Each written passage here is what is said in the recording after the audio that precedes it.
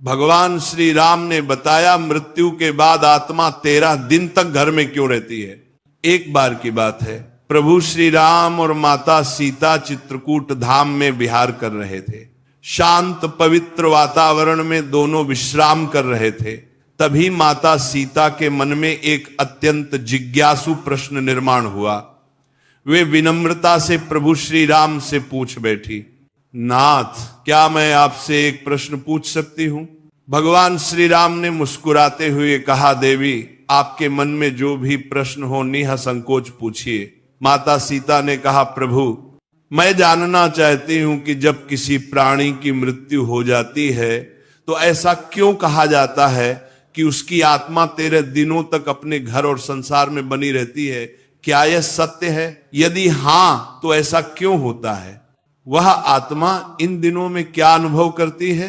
क्या वह अपने स्नेहीजनों को देख सकती है? भगवान श्री राम गंभीर हो गए। उन्होंने कहा कि जानकी, आपने जो प्रश्न पूछा है वह केवल आपका नहीं है, यह प्रश्न समस्त संसार को मार्गदर्शन देने वाला है।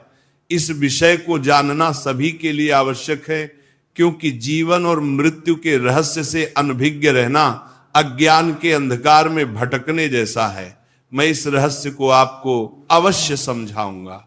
कहा जाता है कि मृत्यु के 24 घंटे बाद आत्मा अपने घर वापस आती है, अपने परिवार, अपने प्रियजनों और उन स्थानों को देखने जहां उसने अपना संपूर्ण जीवन व्यतीत किया है।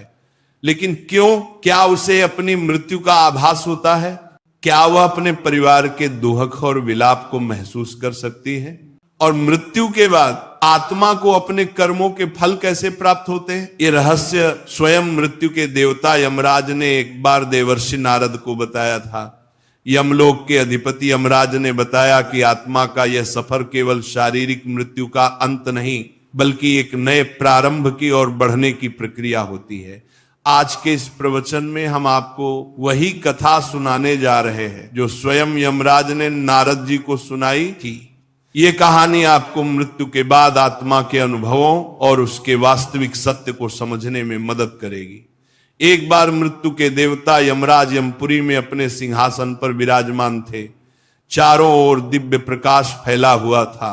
यमलोक के दूत अपने कार्यों में व्यस्त थे। तभी वहां देवर्षि नारद का आगमन हुआ। उनके हाथ में दिव्य वीणा थी और मुखमंडल पर तेज झलक रहा था। उन्होंने यमराज को प्रणाम किया। यमराज ने मुस्कुराते हुए उनका स्वागत किया और बोले, देवर्षि, आज आपके आगमन का क्या कारण है? मुझे प्रसन्नता है कि आप यमलोक पधारे। कहिए, कैसे आना हुआ? नारद मुनि ने विनम्रता से उत्तर दिया, धन्यवाद प्रभु। मैं पृथ्वीलोक का भ्रमण कर रहा था और वहां मैंने एक विचित्र दृश्य देखा जिसने मेरे मन में कई प्रश्न उत्पन्न कर दिए। यमराज जिज्ञासु दृष्टि से नारद जी को देखने लगे और बोले, कौन से प्रश्न देवर्षि? कृपया बताएं, मैं आपकी जिज्ञासा अवश्य शांत करूंगा।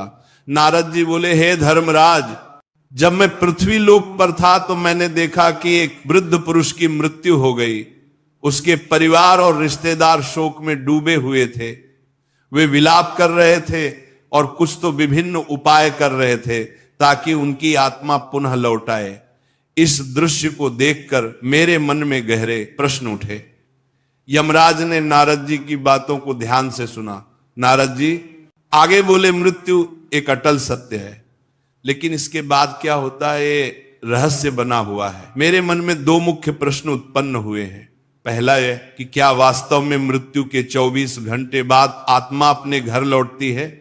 दूसरा यह कि मृत्यु के बाद आत्मा का जो 13 दिनों का सफर बताया जाता है, क्या वह सच में होता है या ये केवल सुनी सुनाई बातें हैं? नारद जी की जिज्ञासा अत्यंत महत्वपूर्ण थी।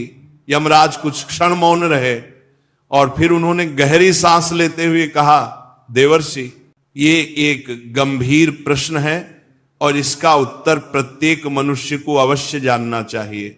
मैं तुम्हें इस रहस्य की पूरी कथा सुनाता हूं, जिसे समझने से हर जीव मृत्यु के वास्तविक स्वरूप को जान सकेगा। यमराज कहानी शुरू करते हैं। बहुत समय पहले की बात है। एक गांव का एक युवा जिसका नाम आलोक था, बचपन से ही धार्मिक प्रवृत्ति का था। वह प्रतिदिन तुलसी में जल चढ़ाता, सुबह शाम पूजा पाठ करता और सदा ईश्वर का स्मरण करता। उसके परिवार में उसके पिता, पत्नी और एक छोटा सा बच्चा था। मां का देहांत कई वर्षों पहले हो चुका था और अब उसके पिता भी लंबे समय से बीमार थे। समय बीतता गया और एक दिन उसके पिता ने भी इस संसार को छोड़ दिया। ये घटना आलोक के लिए असहनीय थी। उसने अपने पिता का विधि पूर्वक अंतिम संस्कार किया, लेकिन उसके मन में अनेकों प्रश्न उभरने लगे। मृत्यु के बाद आत्मा का क्या होता है? क्या आत्मा वास्तव में घर लौटती है? यदि हां तो क्यों? इन प्रश्नों के उत्तर खोजने के लिए वह एक आध्यात्मिक यात्रा पर निकल पड़ा। कई गांवों और जंगलों से होते हुए अंततः वह एक आश्रम पहुंचा जहां एक तेजस्वी संत ध्यानमग्न थे। आलोक ने उनके चरणों में गिरकर पूछा, गुरुदेव, मृत्यु के बाद आत्मा का क्या होता है? क्या यह सच है कि मृत्यु के 24 घंटे बाद आत्मा अपने घर लौटती है? संत मुस्कुराए और बोले, बेटा, यदि तुम इस रहस्य को सच में समझना चाहते हो तो तुम्हें इस जंगल में और आगे बढ़ना होगा। वहां तुम्हारे सभी प्रश्नों के उत्तर तुम्हारा इंतजार कर रहे हैं। आलोक ने श्रद्धा से सिर झुकाया और कहा, गुरुदेव, मैं ये यात्रा करने के लिए तैयार हूं, कृपया मुझे मार्ग दिखाइए। गुरुजी ने आशीर्वाद दिया और कहा, इस यात्रा में तुम्हें कई अद्भुत अनुभव होंगे। रास्ते में जो घटित होगा वही तुम्हें मृत्यु और आत्मा के रहस्यों को समझने में सहायता करेगा। आलोक गुरुजी के आदेशानुसार जंगल की ओर बढ़ चला। जैसे जैसे वो आगे बढ़ा, जंगल घना और रहस्यमयी होता गया।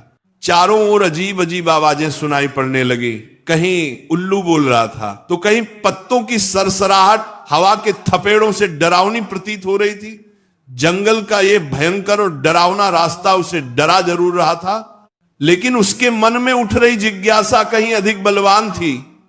वह निडर होकर चलता गया और कुछ दूरी पर उसे एक विशाल पीपल का वृक्ष दिखाई दिया, लेकिन ये कोई साधारण वृक्ष